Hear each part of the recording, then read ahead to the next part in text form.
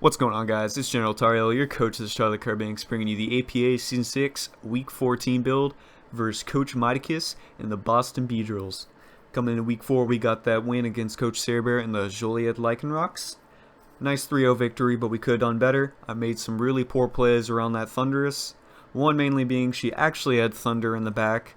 I just never realized that a Z move acts as a 5th move on the screen for Showdown, because I don't ladder on Showdown anymore. I just do league formats, and no one so far has successfully gotten a Z move off on me to where I've seen it on their moveset. So that was confusing to me, how it showed all-out pummeling and superpower on different things that should be right next to one another, in my opinion. But those were just poor plays, but we still got that win against her. So now we are 1-2 with a -1 differential coming into Week 4. Hoping to turn that differential positive against Coach Miticus, the commissioner of the APA. And he's got a pretty good team, a lot of momentum swinging his way, but he does seem to lack some defense on his team, which I'm going to go over. So starting from the beginning, we have his totem pick, Rabombi, and then he's got his favorite Mega Beedrill. You got Mew, Tapu Koko, Politoed, Fortress, Emboar, Drampa, Alolan Ninetales, which he just picked up by dropping Porygon Z, Seismitoad, Corgeist, and Caracosta. And so you can see his team's got decent defensive bulk, but his main special defense bulk is where it lacks.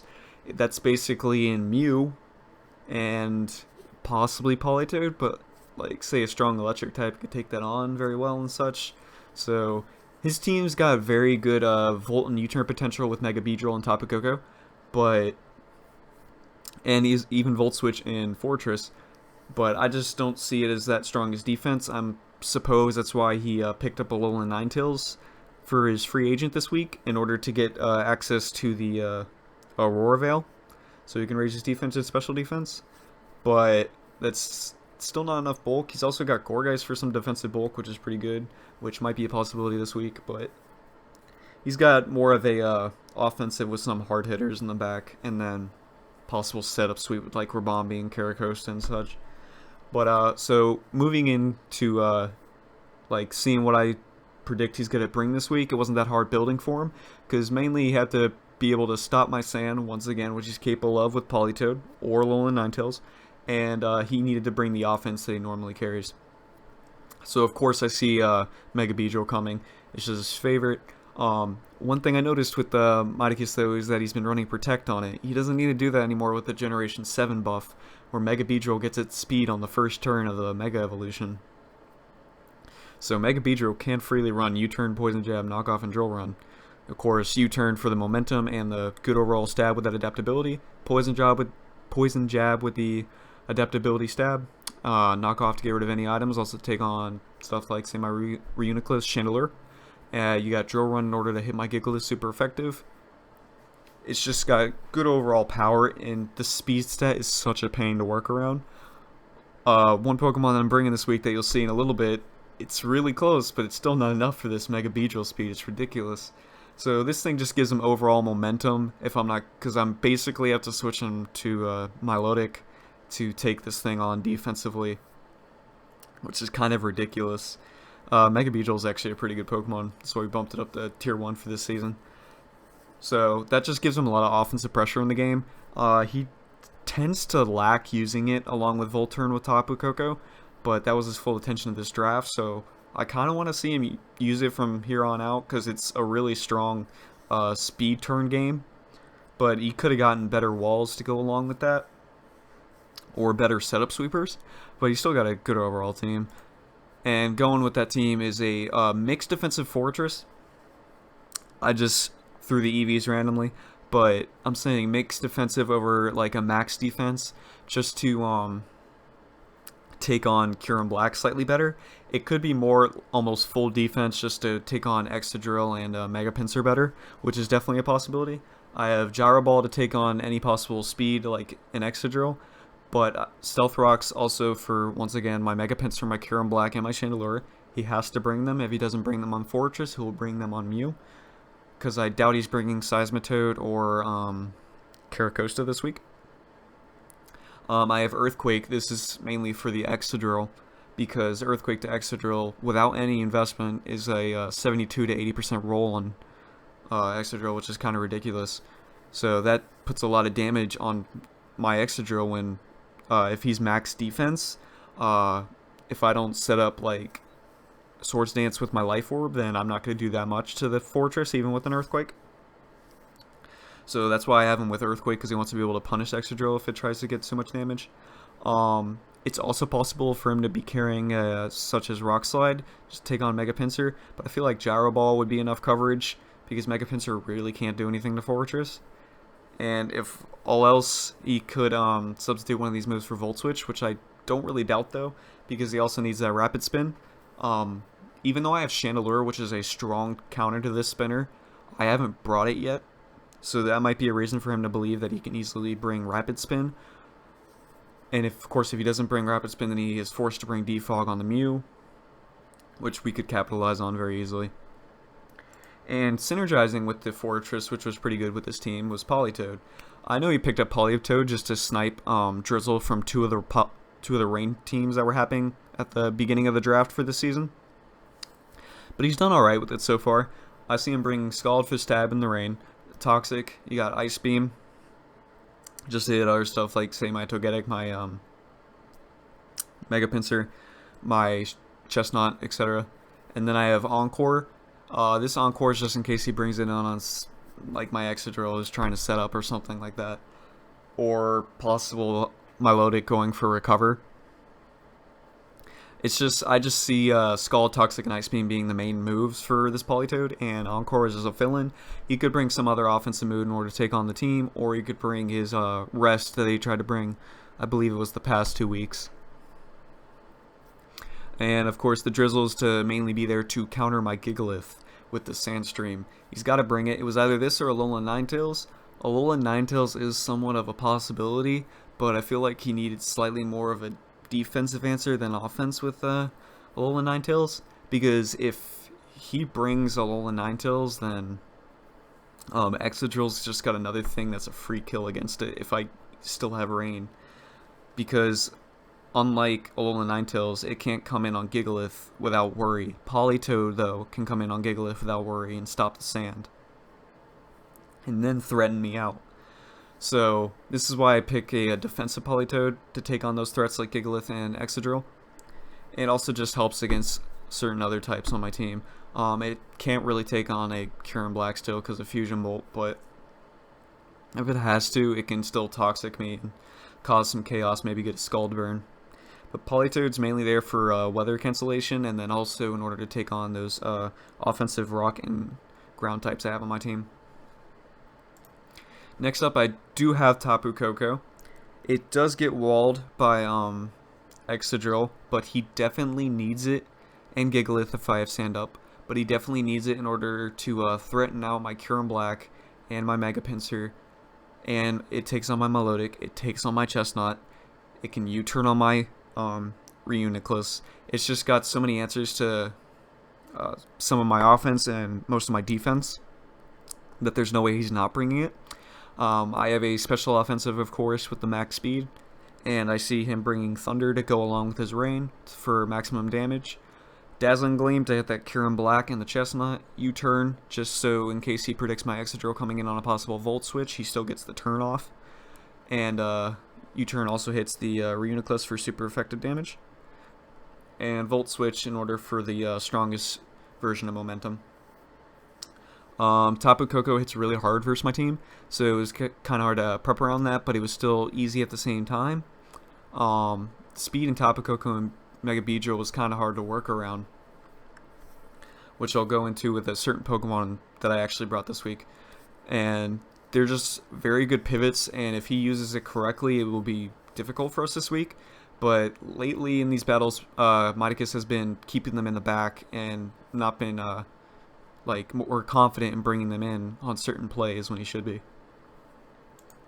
And then next up, I have the only possible Spadef answer he could really do, which is Mew. I have a Spadef Mew. This thing can somewhat take on part of my team. It really depends with him whether he wants to bring an offensive or a special offensive version of Mew. I put a physical offensive just because it gets access to that knockoff and then Drain Punch for stability. He could easily bring status like Thunderwave and Toxic, or Will-O-Wisp too if he wants to. It's definitely a possibility. Mew just has so many options. I just threw together a real random set because anything's a possibility, but I see it being more of a special defense. And if we don't notice that Rapid Spin on Fortress, depending on what moves it already has on it, then we can expect Defog on Mew. So that's something we gotta pay attention to, because I want to be able to capitalize on one of those moves. Mew is just here to try and take on Exploud. Exploud can do a lot to his team, if you can't tell already. And Mew's just a good overall Pokemon. You should, if you have Mew, you basically bring it every single week, because you can do whatever you want with it, and it leaves your opponent guessing. In another league, I just got swept by a Nasty Plot Vacuum Wave Mew, so that was a thing. Not really, it wasn't so much swept, but cleanup sweep in the back. He took out like the last 3 of my Mons. But Mew's just a very, like, interesting Pokemon to try and team build against, because you have to think what would benefit him the most, or what does he just want to try and bring with Mew. And then I have the thing that hurts my team the most, which is Drampa with Cloud9.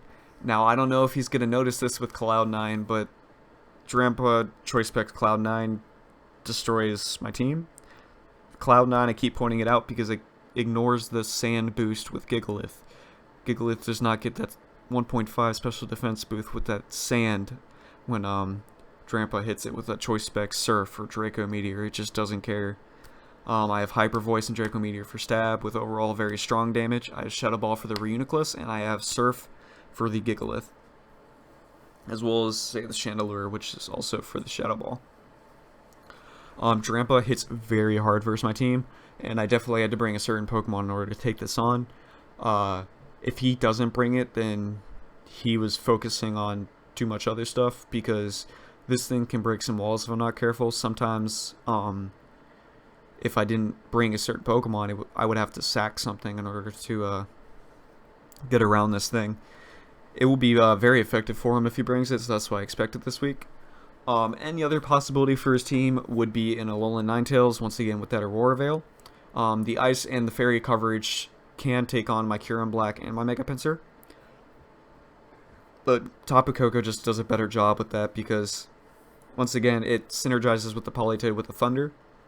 Politoed cancels that weather, like I said again, better than Alolan Ninetales, because his team benefits better with rain than it does hail.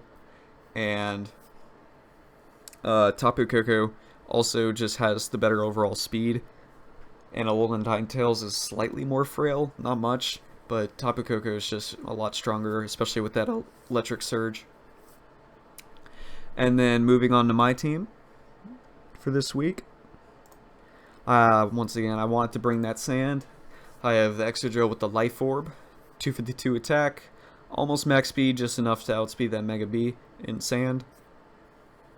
It was either Mega B or it was a Scarf Koko, it was either one. But working around Mega Beedrill's speed was insane. Excadrill hits very hard versus team. I was very close to bringing a Ghostinium Z or a Groundinium Z against his team, but Life Orb just does overall damage better over time.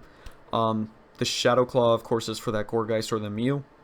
The Gourgeist can take on Excadrill decently, but I don't see him bringing it just because I have so many counters to Gourgeist. It's kind of ridiculous. He could if he wants to. That's why I was like debating on the Ghostinium Z. And I have Earthquake for the overall stab that hits very hard versus team after a Swords Dance. Basically, after a Swords Dance, I just about sweep his team, unless it's some kind of, again, like a Vacuum Wave Mew or something. But +2 Earthquake doesn't even take on a fully defensive Mew, but I doubt he'll bring that version. I expect the Spidef version that I talked about. And it also can... I need to get Swords Dance up in order to get close to KOing Fortress. So ideally for Excadrill to just get in and start sweeping, I need Fortress weakened. That way I don't want that Earthquake on my Excadrill. And I also just want to be able to get the Swords Dance up freely. For sure one-shot the Fortress and then just take on the rest of his team from there, because he wouldn't be able to handle it. And then, oh yeah, Iron Head just for the rest of the stab. I don't really need Iron Head versus team. It was just in case, I don't know, Alolan Ninetales, and I want to get the for sure kill on it without setup. Iron Head was also for the Rabombi. Because the Not gonna lie, Quiver Dance Ribami could be somewhat of a possibility. It could sweep near the end. Maybe I would have to be very weak and probably lose Gigalith, but that's another reason I had to bring Ironhead, and that was actually the reason I had to bring Jolly over Adamant with this speed investment. That's what it was a +1 Ribombi from a Quiver Dance. I needed to be able to outspeed it properly and hit it with the Ironhead in order to kill it. So that's why we're bringing Drill, and of course with the Sand partner, Zach Stone, for the 3rd week in a row. Got the Stealth Rocks, the Rock Slide, the Earthquake, and Toxic. Very basic set, but that's all we really need with him. Once again, he's just there for the Sand, Stealth Rocks to get up on his team. I might focus on getting those up first, actually, this game, instead of other games where I don't do that, just so I can, one, go out and get up Rocks on his Volt U-turn team, which would be very important. I get to see whether he's a spin on Fortress if he brings it, or if it's Defog Mew. And I can also go ahead and get up Sand so I can get some damage off with Excadrill. Because if I bring an Excadrill, I can get 1 Earthquake up on that Fortress, and the next time I do it around with the Sand, I get a Swords Dance up, and then I can destroy his team from there on out. So that's very important. I have Earthquake just for the Tapu Koko to get a for sure kill, things like that. Toxic to spread on his defensive answers for this thing. Even though Fortress is most likely just to come in on this thing, I have Toxic just in case he wants Politoed to cancel the Sand, which is a possibility, of course. Because getting Politoed on Toxic if he doesn't have Rust is going to be very important.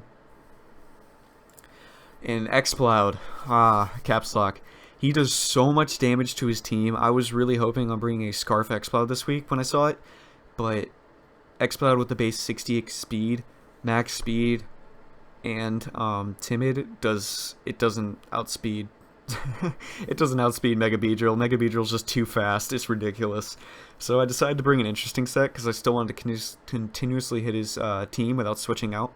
Because he has the threats of the U-turn and Volt-turn potential, I don't want to be locked into a certain move on specs to where I'm forced to switch and then he can easily get momentum back in his favor.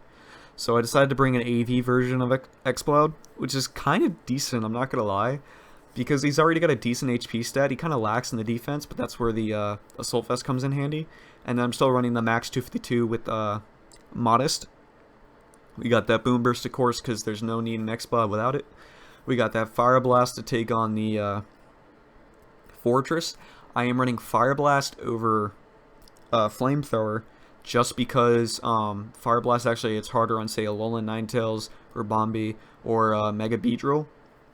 And just by a little bit of a damage roll, because Boom Burst with Stab does from 140 to 210 with Stab, and Fire Blast on a super effective move does 210, so it just does a little bit more.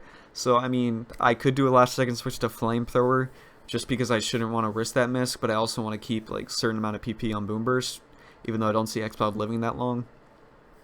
So I could make that switch, that'd probably be safer, so I'm going to do that right now. And then I have Hidden Power Grass, just in case he wants to, he does have Seismitoad or Caracosta, I can hit those easily. These were basically just fill-in moves, because Boom Burst, once again, Boom Burst and Flamethrower are the only things that really matter for his team, because Boom Burst hits everything really hard, since he doesn't have good resistances, and the resistance is, the Fortress, which I have Flamethrower for, 4 times effective, that does more than Boom Burst ever will. So that's done. And I'm also bringing Scrappy on Exploud in order to hit that Gourgeist on his team in case he does bring it. But I do also have Focus Blast in the back. That was originally for the possible Porygon Z when I started making this team. But I'm still just going to keep it on there. It doesn't hurt. It's just tech just in case. It also hits Drampa harder than Boom Burst will, so that's a possibility if I need to bring it depending on rolls. So I'm just going to leave it there just as a 4th move. But, like, the past few weeks I've just run, like, you know, that 1 move Exploud from week 1 and 3 moves last week on Exploud. It's because he doesn't really need all the moves. Like, Boom Burst and then Fire Coverage just does a lot for his team. It's ridiculous. Honestly, if Exploud was just slightly bulkier or just a little bit more speed, he would be very good and definitely a tier 3, so... But moving on, Milotic, I definitely need to bring my main defensive answer to that Mega Beedrill. Basic set, basic moveset, basic EVs. Still got the Marvel skill with leftovers. I'm hopefully getting status. I doubt he's gonna bring any form of, like, I doubt he wants to try and burn Milotic. But if he does bring a Will-O-Wisp Mew, if he brings out Mew, no matter what, I think I'm hard switching into this thing, because there's a chance there's status such as Thunder Wave to cripple my offensive threats or the Will-O-Wisp. Even though I'm not about the Parahacks again, but any status on my Milotic will help me against the Mega Beedrill very much. So I'm kind of going to scout for that status. And then I have the Scald for the overall stab. He's going to help me with the Rain Boost, just like last week versus Coach Saber. And then I got the Recover for the health, Toxic in order to take on that Politoed, and anything else that wants to try and come into Katara. And then I also have the Ice Beam. I was really tempted to bring the Mirror Coat on the Tapu Koko, but I would have to run a decent amount of special defense investment just to live certain Thunderbolts and stuff.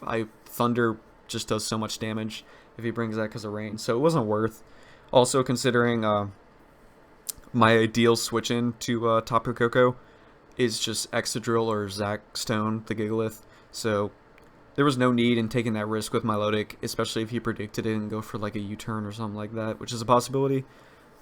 Because I had Excadrill in the back, he might not go for an electric type move anyways. He might just go for the U-turn. So that's why I thought it's not worth it. So that's where I'm at with Milotic here. And then Chandelure. Chandelure does a lot to his team. Once again, he is so specially offensively weak that I wanted to capitalize on it. We have Choice Scarf for the Infiltrator. I just don't need Flash Fire. I don't see him bringing Emboar this week because of Milotic. Also because he needs to bring Rain of his own. I have Fire Blast for just like very hard hitting move. Shadow Ball is mainly worried to be clicking versus him. We do get stalled, or we do those three moves, Fire Blast, Shadow Ball, and Energy Ball, do get completely stopped by Chestnut. So that not Chestnut, Drampa on his team. So that's why I'm bringing Hidden Power Fighting in the back in order to hit that just in case he does bring it, which he most likely will, because once again that thing is very dangerous versus my team. Chandelure is just very strong, and that Scarf's going to help me. Max speed with Timid is 1 point. 1 point slower than a max speed Mega Beedrill, which is ridiculous. I would have to be 81 like Milotic in order to take this thing on. But yeah, that Mega Beedrill speed's just a pain. But hopefully he doesn't realize that. I don't know if he'll do the math. But so I always scare out Mega B if I can with this thing. Even though Mega Beedrill's going to be turning if I don't have rocks up on his field. But Chandelure just hits hard, especially if his special defensive answer is only Mew, which we hit super effective with a Shadow Ball. So Chandelure can do a lot of damage this game no matter what. And then next up I got Reuniclus.